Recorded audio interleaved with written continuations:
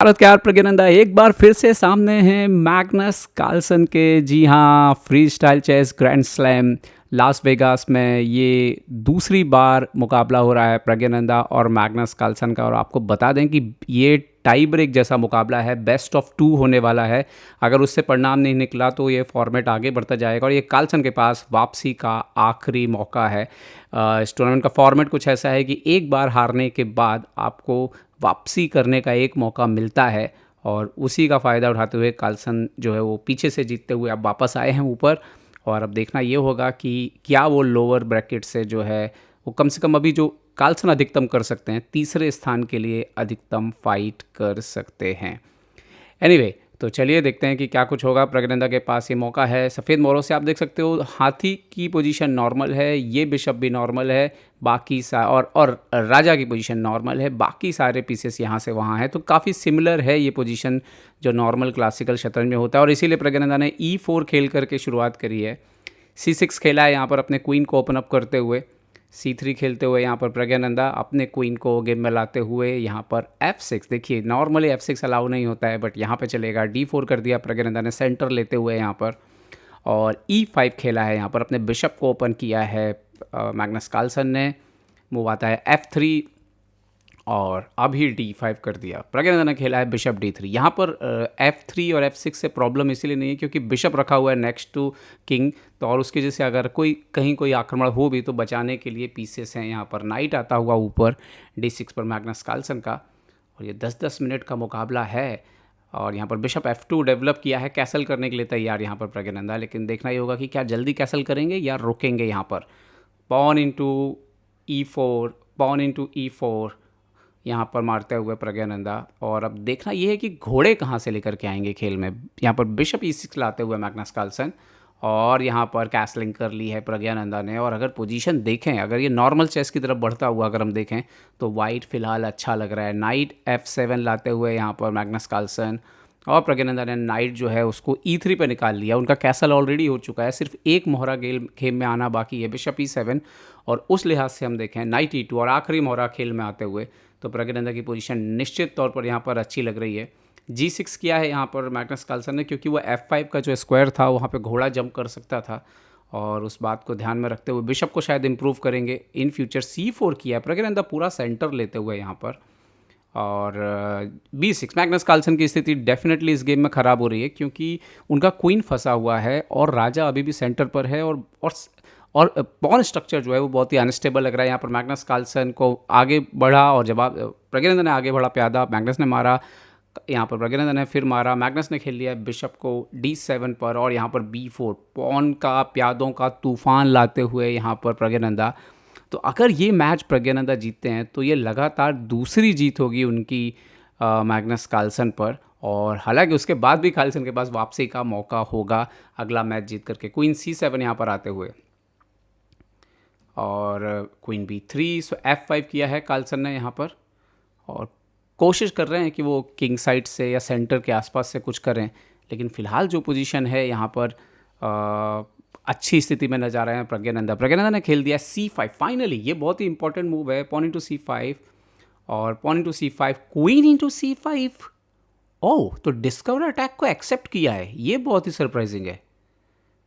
Discover attack को accept किया प्रज्ञानंदा। मारेंगे knight into F5। Yes, knight into F5, bishop से क्वीन पर अटैक। क्वीन, ओह हो, यहाँ पर तो मैग्नस कार्लसन अलग लेवल पर खेल रहे हैं। क्वीन दे दिया है अपना और नाइट यहाँ पर G3। अब मेरे ख्याल से मैटर ऑफ टेक्निक है। कार्लसन जरूर सोच रहे होंगे कुछ निकाला जाए यहाँ पर, लेकिन मुझे नहीं लगता कि इतना आसान होने वाला है। E4 खेला है यहाँ पर प्रज्ञानंदा ने, खेला है क्वीन B2 और एक और मोहरा दिया है उन्होंने। क्या मोहरा बचा सकते थे?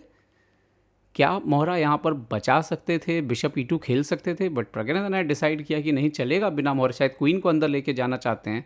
यहाँ पर E D3 मार दिया है और प्रज्ञानंदा शायद अपने फाइल को ओपन करना चाहते थे, रुक E1, और इसीलिए एक मोहरा दे दिया उन्होंने। कमाल है, कमाल की सोच। यहाँ पर रुक E1 लाते हुए किंग F8 खेल दिया मैग्नस कार्लसन ने, अनपिन किया अपने बिशप को और प्रज्ञानंदा ने खेला है रुक F3।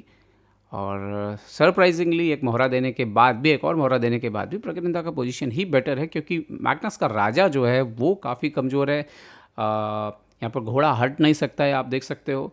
यहाँ पर रुक को लेकर के आए हैं E8 पर। मैग्नस ने खेल दिया नाइट H5 और अभी G7 पे चेकमेट लगा हुआ है, आप देखिए। सो रुक G8 खेलना पड़ा यहाँ पर, और रुक G3 बोल रहा है एक्सचेंज करके मेट कर दूंगा। तो यहाँ पर बिशप G5 बीच में लेकर के आए हैं। ये बहुत ही इंटरेस्टिंग बात चल रही है। रुक इंटू, यहाँ पर एक रुक एक्सचेंज कर दिया है प्रज्ञानंदा ने। किससे मारेंगे? बिशप E8 मारते हुए।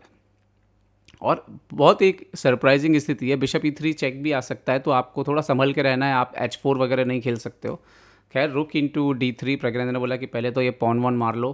पॉन आगे बढ़ रहा था, क्योंकि स्टिल विनिंग पोजीशन है, काफ़ी विनिंग पोजीशन है, क्योंकि राजा की स्थिति बहुत ख़राब है यहाँ पर। और प्रज्ञानंदा पॉन भी अप है यहाँ पर। नाइट आते हुए मैग्नस कार्लसन का E4, लेकिन आप कार्लसन को कभी कमज़ोर नहीं आंक सकते। रुक B3 जाते हुए यहाँ पर प्रज्ञानंदा, कार्लसन को आप कभी भी कमज़ोर नहीं आंक सकते। नाइट आता हुआ फिर से D6 पर, और रुक B8, प्रज्ञानंदा ने पिन कर दिया है यहाँ पर बिशप को। और bishop E3 check, Carlsen Praggnanandhaa के राजा पर हमला करने की पूरी कोशिश कर रहे हैं। किंग आया F1 पर यहाँ पर, और यहाँ पर किंग F7, बिशप को शायद फ्री करना चाहते हैं, लेकिन क्या ये इतना आसान होने वाला है? देखते हैं प्रज्ञानंदा यहाँ पर क्या जवाब देते हैं। बिशप क्वीन अंदर आए यहाँ पे प्रज्ञानंदा, तो रुक G6 खेला है यहाँ पर।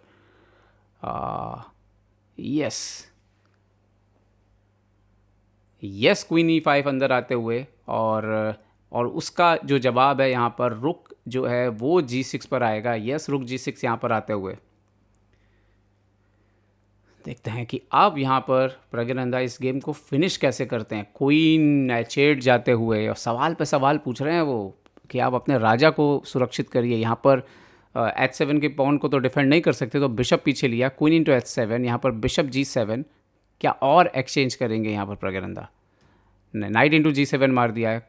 क्वीन इंटू G7, क्वीन यहाँ पर H6 हटना होगा, और कोई चाल नज़र नहीं आ रही है। क्वीन H6 ही हटना होगा। क्वीन H5 चेक भी दे सकते हैं, क्वीन H6 से यहाँ से हटते हुए, और यहाँ पर रुक G6 एक बार फिर से। जीत का रास्ता खोजना आसान नहीं है, क्योंकि कार्लसन ने डिफेंस का एक जाल बिछा रखा है, और क्वीन को वापस लेकर के आए हैं यहाँ पर प्रज्ञानंदा। आसान नहीं है वो पोजीशन। रुक वापस जाते हुए यहाँ पर G7 पर, रुक G7, now queen into A7, एक और पॉन मार लिया। किंग G6, धीरे धीरे आप देखिए कार्लसन यहाँ पर 3 पॉन अप हैं। अब यहाँ पर प्रज्ञानंदा क्वीन जाते हुए यहाँ पर B6 पर, बिशप B5 चेक। कार्लसन अंतिम क्षण तक जो है वो लड़ाई करेंगे। यहाँ पर किंग G1 खेला है यहाँ पर प्रज्ञानंदा ने। क्वीन F6 पर जाते हुए, किंग F6 यहाँ पे जाते हुए, और आप देख सकते हो 3 मोहरे हैं सीधे सीधे वजीर के खिलाफ उनके पास। क्वीन से फिर से चेक, राजा फिर से G6 पर। प्रज्ञानंदा को कम से कम कॉर्नर कहीं ना कहीं उनको पास्ट पॉन के लिए खेलना पड़ेगा शायद। क्वीन B4, यहाँ पर क्वीन E5 वापस, और रुक C7 गए हैं यहाँ पर, लेकिन ये एक बड़ी चाल है। रुक G8 आ गया, कार्लसन ने मौका दिया हाथी को एक्टिव होने का। क्वीन E6 चेक अभी, और ये अब चेकमेट हो जाएगी। अब ये चेकमेट हो जाएगी। तो यहाँ पर हम देखें जो सबसे बड़ी गलती हुई है इस मोमेंट पे, यहाँ पे सब थोड़ा सा तो बैलेंस था ही, बट सबसे फाइनल जो गलती हुई वो ये हुई कि ये जब रुक हटाया उन्होंने, और यहाँ पे उसके बाद तो खैर मेट हो गई यहाँ पर। तो प्रज्ञानंदा ने फाइनली जो है ये मैच जीत करके अपने नाम किया है। और अब देखना यह है कि क्या कार्लसन अगले मुकाबले में वापसी कर पाएंगे। लगातार दूसरी हार प्रज्ञानंदा के हाथों।